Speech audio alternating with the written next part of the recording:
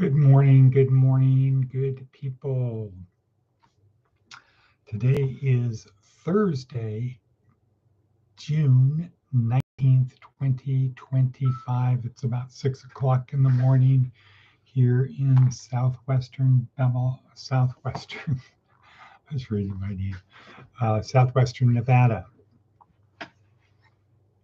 Hard scrabble territory. Right. We are west of Sin City, east of Death Valley, and south of Area 51, Purgatory, or Pahrump-Tucky, or just Pahrump. And yeah, so here we are. And why are we here? We are here to help our students and other interested people experience this life, where we are a spirit with a body that has physical shape, mass, a brain, the ability to imagine and think and do, and emotions, the ability to feel. So we are a spirit that has a body which is able to do things, think things, feel things. And that body is only usable for a very, very short period of time. We just happen to think it's a long time, but it's actually a very short period of time, very short time. We should make the most of it. And we are here to help our students and other people do just that. Boom. Okay, so how do we do it? Well, we do it mainly through the worksheet linked down below on Facebook, LinkedIn, X, Twitter. Not Twitter, X. Right, that's how we do it, through that. On our website, there are several websites you can get to it. But that's where the magic happens. That's where the real stuff is. That's where the experts are. The purpose of the podcast is to build better habits. Repetition, repetition, repetition. And that's part of Darren Hardy's talk today, his good talk today, called, what's it called? Darren Hardy's thing is called Boom Pop. Nope, it's not called Boom Pop. The missing ingredient in your success recipe. So the question was that Darren Hardy proposed. The question was, is it knowledge or skill? What's more important, knowledge or skill? Can you be successful if you have skill but no knowledge? Can you be successful if you have knowledge but no skill? And his answer was, well, there's actually one other thing, the secret recipe, the secret sauce. There's one more thing you need. I'm going to put this in red letter.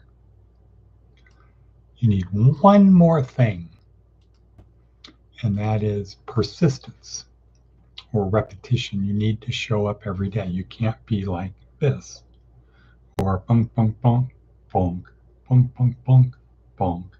You need to be constantly a little bit better. And if you're 1% better than you were yesterday, there's the compound effect, right? Okay, so our theme of today is, why do humans control the planet? So that goes to the TED Talk, week 1, day 4, Yuval Harari. Talk about more about that in a minute. Advice from an 80-year-old: become the most positive and enthusiastic person you know. What would be wrong with that? Become the most positive, enthusiastic person you know.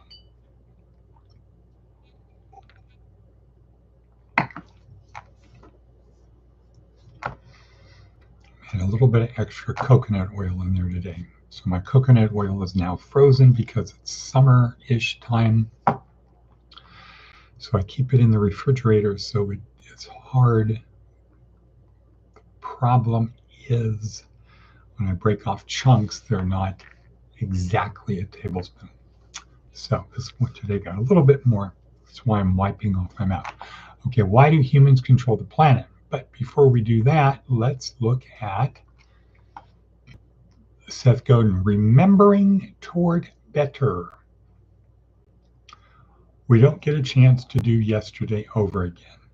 The best reason to think about the past is because it gives us the opportunity to improve the future, because we don't get tomorrow over again. Happy Juneteenth. Okay, so for posterity. First time I heard of Juneteenth was probably in 2010 when I was in labor camp. Camp number 35, Oak Glen, CC, conservation camp. It's like, what is Juneteenth? So what was explained to me, it's around the time the Union soldiers arrived in the South and they said to the slaves, you know you guys are free, right? You've been free for a couple years. You know that, right? And they were like, what? What do you mean we're free? Yeah, President Lincoln freed you 2 years ago, whenever it was. President Lincoln freed you. You're not slaves anymore. Ugh. You're free. And if you think about it, it kind of makes sense, right? Why would the slave owners in the South tell their slaves they were free just because President Lincoln in the North said they were? And they really didn't want the blacks knowing a lot of what was going on. So many probably didn't even know what year it was. Now, unfortunately, Lincoln did not live to shepherd Reconstruction. That was left to Johnson and then Grant. And the challenge is, the problem is, when smart people with money, smart people motivated by money come along, the people who used to do things the old way get wiped out. They're unprepared. So the system of the South was not prepared for Reconstruction. And the carpetbaggers, the people from the North that came down to take advantage of the South, they didn't care about the traditions of the South. And so that's the thing you have to always watch for. That could happen here, or will happen here. Now, could happen here in Pahrump if there was ever a there, if there was something worth getting. The smart people, the carpetbaggers, would come in here and they would just change everything very quickly, because the people administering the current system are not prepared to deal with people who are smart and aggressive and motivated and committed to getting what they want. They'll just blow right through them. And just like in the South, things got worse before they got better. Had President Lincoln been around, who knows? But let's see how we're doing for time. 9 minutes. Okay, let me go to the worksheet, see what else we got.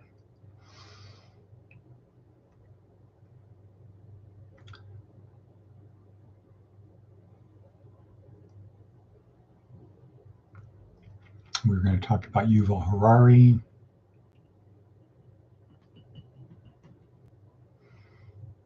Yeah, okay, let's do that now. So Yuval Harari.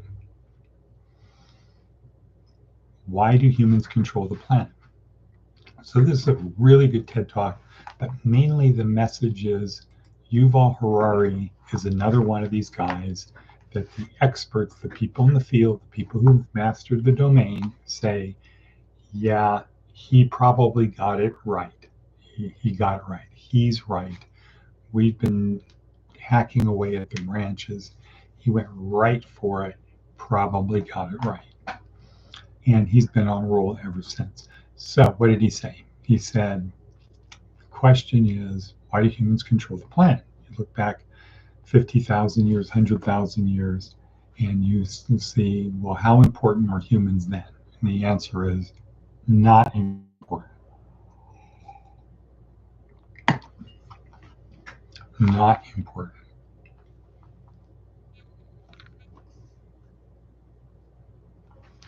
Okay, interesting.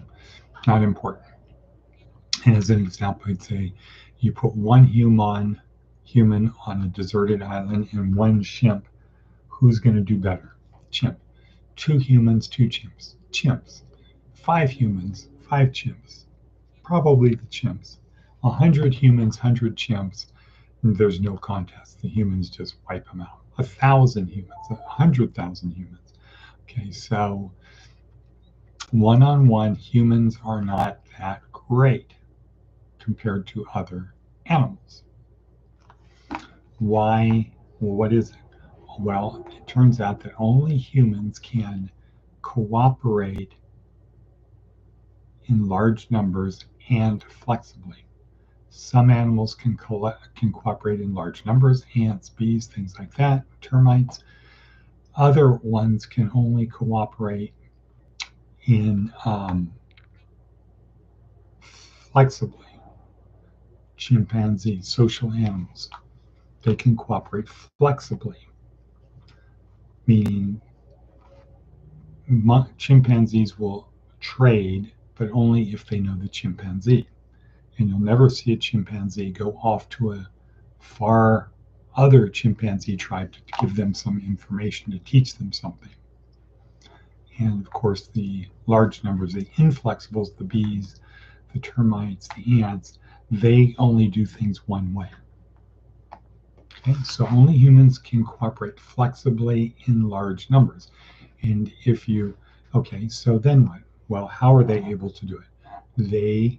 We create stories. Animals don't create stories. We create fictional stories or stories. And if we believe the story, then we can cooperate. So different stories would be money is a story. Countries are a story. Traffic laws are a story. They're not an objective reality. They're an invented thing, and we all agree that it's real. In terms of money, it's like, yeah, you take a dollar bill into a store in the United States, you give them $1, and they will give you a banana. You try to do that with a chimpanzee, and they know what the value of a banana is, but they don't believe the story about the dollar bill. So only humans can cooperate flexibly in large numbers, number one. Number two, we do that because we invent stories that we believe. Okay, so why do we do that? Why are we able to do that? We're able to do it because we live in a two-tier reality, objective reality, which all other animals believe in. A river is a river, a tree is a tree, a mountain is a mountain, a lion is a lion. But we also live in a fictional reality world. That's a beautiful mountain. That's a wonderful sunset. And animals can't do that. So that enables us to create stories. Now we can drill it down further, leave Yuval Harari, go to Susanna Herculano, and say, well, why is it that humans are able to do this, no other one? And she would say, because we have more neurons in our brain. And then you could drill down further and say, well, why do we have more neurons? And she would say, because we cook our food, which gives us more time to do other things, like solve problems. And as we solve more problems, more complicated problems, other than finding food. If we solve more problems, then what? We need more brain power. And over millions of years, 1.5 million years, our brains got larger, which made we needed more neurons, which meant our skull needed to be larger. And that's why the human brain is very wrinkled compared to other animals, because the brain grew faster than the skull. But they can look in fire pits and see how over the last 1.5 million years the human brain has gone from, I think it's tripled in size or doubled in size. So, great. Now, why do we care? Well, it comes down to storytelling. Once again, just like last week with David Phillips. If we can get people to believe our story, they will cooperate with us. So when you're going for a job, what are you trying to do? Get hired, right? There's this thing called the interview process, right? So we get interviewed for a job. We need to tell them a story, and if they believe that story, they will hire us. What's the story? The story is why you should hire me.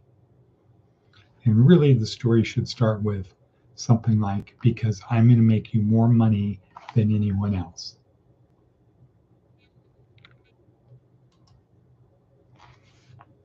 That's what. Because I'm going to make you more money than anyone else applying for this job. Which, unless you went to school here, took this class, our EPW, you would not know to say that. Why should we hire you? Because I'm going to make you more money than anyone else. How? Okay, you've got my attention. How? Okay, so let's see. Other news yesterday was our wraparound event, our lunch, where we spent time getting information on people. Our contact lens issue here. Let's take it out and put it back in. So we spent time talking, getting information from people, giving them clothing, showers, lunch, stuff like that, bags. About 20 people. We can do better, but I think we did good because we had the hardcore homeless people, not the people driving up that just wanted free stuff.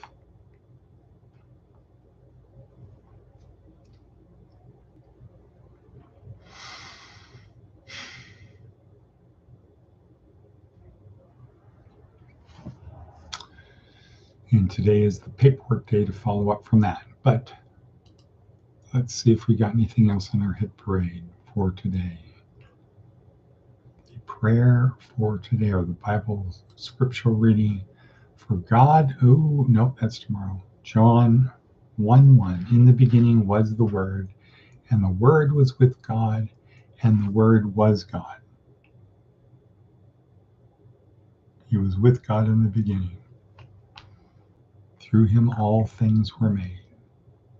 Without him nothing was made that has been made. Okay, so that's it. We're going to say and cut. And